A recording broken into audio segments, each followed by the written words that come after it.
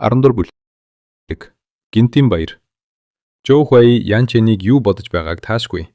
Нэгэнт урваж, Ян Хэнийг дагахаар шийдснээс хойш шинэ эзнийхээ тааслыг олж цудхуурдах нь түүний хамгийн ихний ажил байлаа. Тэрээр хорн үгээрээ чарчиж эхлэв. Гүү минь вэ? Би чамайг шүүмжлэх гэсэнгүй. Гэвч хэн залуу эзэн бол авьяас төгс, зүс царай сайхан эр хүн. Тэр энэ жилийн насанд хүргэсдийн баяраар Ян овгийн гол од болсон гялалцаж, бусад овгийн ихэс дээдсийн охтын нүдийг хужирлах нь дамжиггүй. Хэн залуу эзэн чамайг сонирхож байгаа нь чиний ховь заяаны хишиг. Түүнийг дагах боломж одоо л чамд байна. Хэрв энэ боломжийг артвал баярын дараа чи хүлээхийн үлмийг долоогоод ч тэр чамайг эргэж харахгүй шүү. Ойлгох уу? Ян Хэн түүний цусар үгэнд туйлаас сэтгэл хангасан байлаа. Жоо Хуай хүнийг яаж хөөргөхөө үнэхээр мэддэг аж. Тэрээр эрүүгээ илбэн Гүү Миньвэд тус болж буй мэд дүр үзүүлэн. Миньвэ, чи намайг дагахыг хүсгүй байлаач энэ Ян Чэнд ямар ирээдүй байгаа юм бэ? 13 нас хүрсэн атлаа би бэлтэржуудах төвшний эхний шатанд ч хүрээгүй байна. Манай овгийн ахлагчийн гаргасан шин дүрмээр бол насанд хүргэсдийн шалгалтанд бүдрүүл тэр овгоосоо хөөгдөнө. Тэр үед шивгчин чийч бас гудамжинд хөөгдөн биш үү. Хоёр этгээд Ян Чэнийг ээлж дараалан доромждохыг сонссон Гүү Миньвэгийн царай уурсандаа усаа батарч хөлөө дэвслэн. Ян Хэн, чи залуу эзнийг минь доромждохоо зогсоо.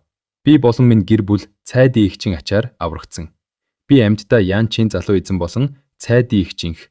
Үгсэн ч тэдний төлөө зүтгэх үнэн ч сүнсэн байх болно. Наад санархлаа март хэмээн хашгирлаа. Жоо Хуай Гүү Миньвэгийн эрс шийдэмгий байдлыг хараад багталтай наргагүй яжилж. Гүү Миньвэ, өөрийгөө нэг хардаа. Чи дэндүү зөрүүд юм гэж. Одоо босноо хэмээн Ян Чэн захсан байдалтай амийг нь таглав. Жоо Хуай, чи надаас урвж Ян Хэнийг дагахыг хүсэж байгаа бол надад алдах юм байхгүй. Чи байсан байгаагүй надад ялгаагүй. Ян Чэн, чи одоо хүртэл ингэж томорсоор байх уу?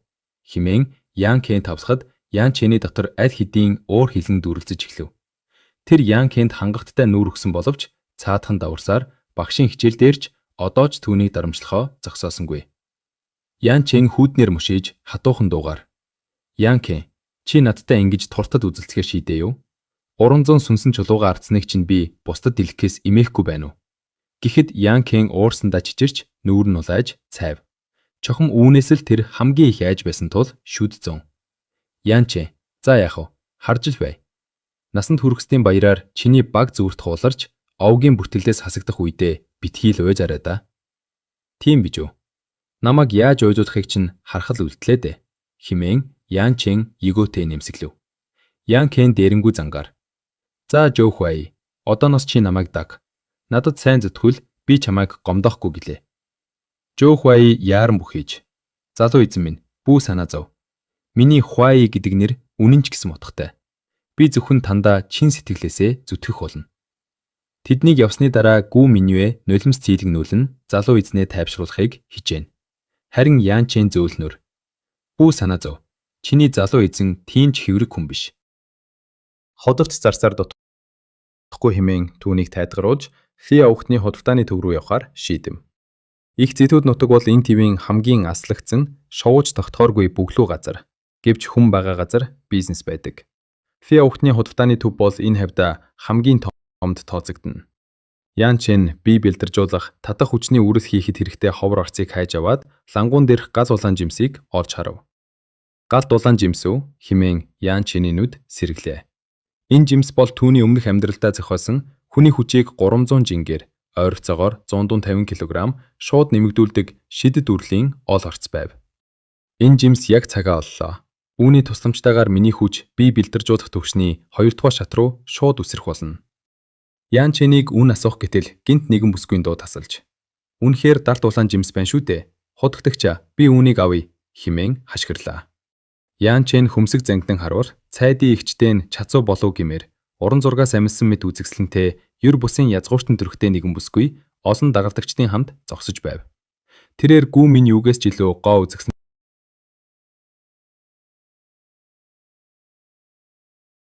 байсан ч Ян Чэний нүдсэн зүйлийг булаахыг оролцсон нь түүний уур хилэнг бадрав.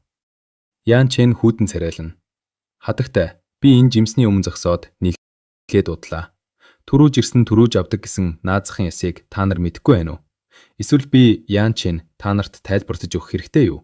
Гэлээ. 11-р бүлэг. Хас эрдэнийн өвчин.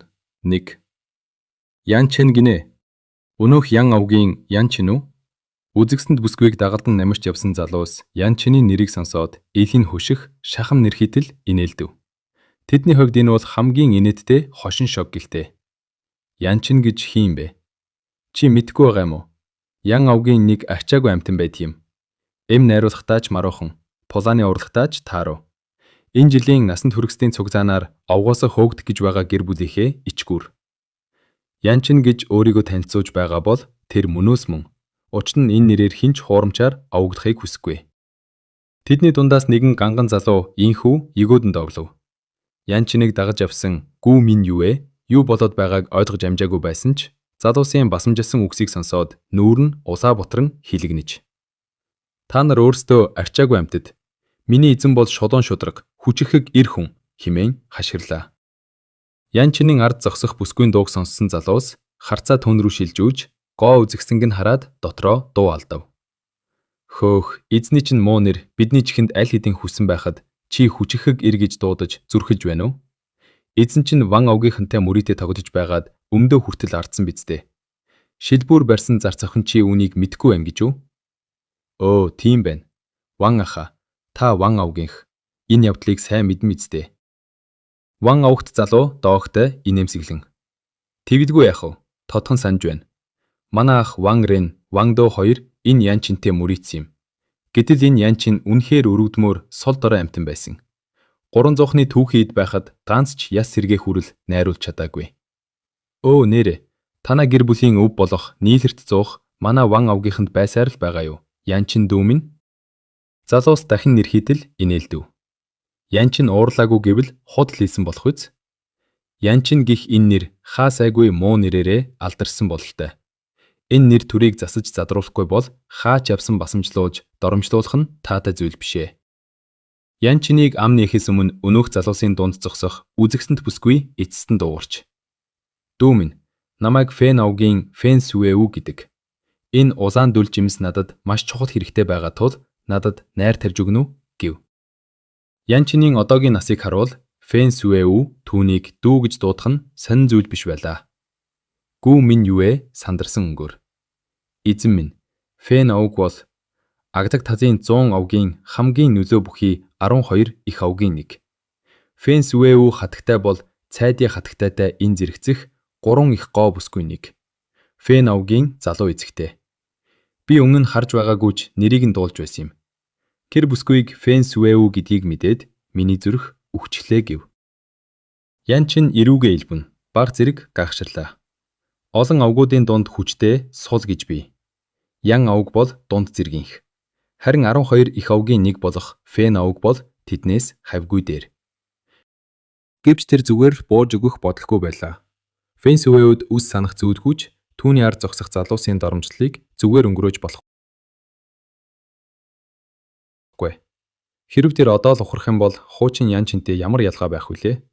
Өөрийг нь тийм ч амар хүн биш гэдгийг тэдэнд мэдрүүлэх хэрэгтэй. Ян Чин хүүднээр инээмсэглэж, Фэн хатагтай энэ жимс танд чухал болохоос надад хамаагүй гэж хэлэх гээд байна уу? Гэхэд Ли авгийн хотолтооны нийгэмлэгийн даамал гинт гарч ирэн. Ян Чин, би энтхийн даамал байна. Чамд хэлье. Ян авг бол дунд зэргийн авг, харин Фэн авг бол 100 авгийн тэргүүнүүдийн нэг. Энэ хоёрыг харьцуулахад хэн нь илүү чухал болохыг чи мэдэх ёстой гэв. Тэр Ян Чинийг илт басамжлан Фэн Сүэуд тал засаж байлаа. Ян Чин даамлыг ажиглавал 40-50 орчим насны нүүрэн дээрээ мингтэй ир байх бөгөөд тэрээр Ян Чинийг үл тоон бусад баян айлын залууст додлогнож байв. Тэгэхэр даамал хва Ян авгийг доромжлоход амархан гэж та хэлж байна уу? Хэмээн Ян Чин намун боловч сүртэй өнгөөр асуув. Ян Чин, чи ийм юм ярьж байгаа бол би ч гэсэн нуухгүй. Уг нь би чиний нүүр талыг бодох гэж байлаа. Гэвч чи өөрөө нэр төрөө бодохгүй байгаа бол надад хамаагүй. Ян авгийг жижигхэн даамал би яаж зүрхэж орогдох вэ дээ? Гэхдээ хизээ мэдгүй огоосоо хөөгдөх гэж байгаа хог шаар чи Ян авгийг төлөөлж чадна гэж бодоо юу? Даамал ингэж хэлээд Фэн Сүэ рүү эргэж. Фэн хатагтай, та энэ жимсийг хүсэж байгаа бол мэдээж энэ таних гэв. Гүү Мин юу вэ? Ууртаагаар хөлөөд ивсэж.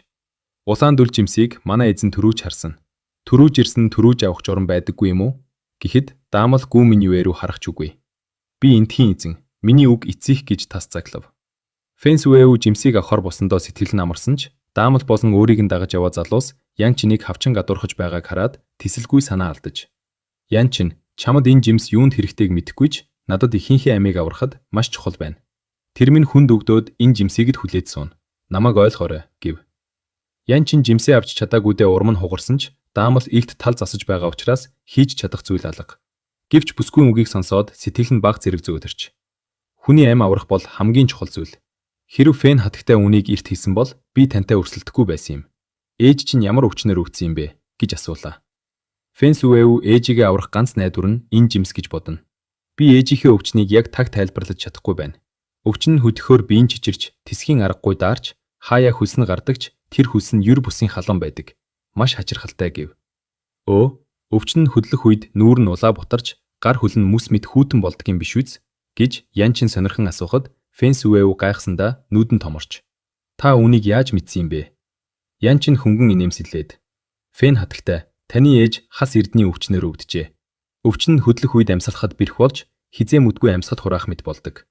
Та яагаад улаан дүл жимсээр эмчлэх гэж байгааг чинь мэдэхгүй ч энэ жимс өвчнөд нь огт нэмэр болохгүй гэдгийг би бацтай хэлж чадна. Харин ч удаан хэрэглүүл биеийг нь уламж дордуулна гэв. Тэрээр өмнөх амьдралдаа алхими мастер байсан тул ангаах ухаанд маш гаргууд нэгнэ. Хас эрдний өвчин бол тайлахад бэрх өвчин боловч түүний хувьд давшгүй даваа биш юм. Фэн Сюэу Ян Чиний үгийг сонсоод гайхсандаа амаа ангаалгаж өхөөрдөн бөгөөд балмагцсан төрх гаргав. Учир нь Ян Чиний хийсэн бүхэн ээжийнхэн шинж тэмдэгтээ яг таг таарч байлаа. Улаан дүл жимс ээжийн минь биеийг усанд ордуулсан гэж үү? Фэн Сюэу эхэндээ залуусын доромжлыг сонсоод Ян Чинд эргэлзэж байсан ч ээжийнх нь өвчнийг ийм тодорхой хэлсэнд итгэж эхлэв. Сюэу, энэ арчаагүй амьтны дими яриаг бүү сонс.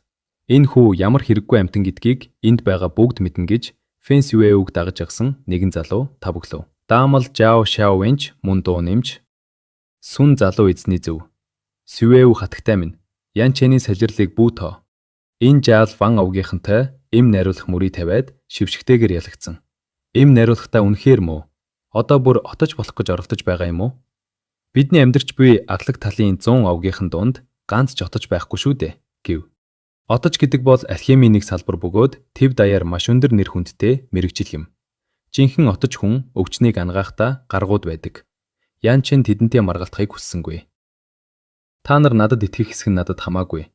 Харин жимсний хувьд хинд өгөхөө энэ нийгэмзэг л мэдэн биз. Надад одоо сонирхол алга. Минь юу вэ? Явцгаая. Ян Чин тэнд удахыг хүссэнгүй эргээд атглаа.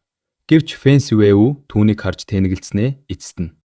Хүтээгээрээ Ян Чин аха химэн дуудав. Фэн хатагтайд өөр хэлэх зүйл байна уу? Фэн Сюэу уруулаа зөөлөн хазаж эргэлзэж зогсноо. Ян Чин аха, улаан дүл жимс ээжид минь тус болохгүй. Харин ч хортой гэж таны хэлсэн үнэн үү? Ян Чин хариулахын оронд Фэн хатагтай, та өөрөө тунгаан бодвол хариугтыг нь мэдэх биш үү? Та ээждээ энэ жимсийг анх удаа өгч байгаа биш байх. Тэгээд биеийн дээрцэн үү гэв. Бүсгүй би баг зэрэг чичирхийллээ. Ээжийнх нь өвчин түүний сэтгэлийн зовлон байсан юм. Тэрээр сандарсандаа Ян Чин ах, та ээжийн минь зоврыг ийм сайн мэдэж байгаа юм чинь үүнийг ангаах арга зам мэдэхгүйз. Ян Чин өөрийн отож болох чадварыг одоохондоо ил гаргахыг хүссэнгүй. 13 настай хүү ангаах ухааны ийм мэдлэгтэй байх нь хитрхи их анхаарал татах аюултай.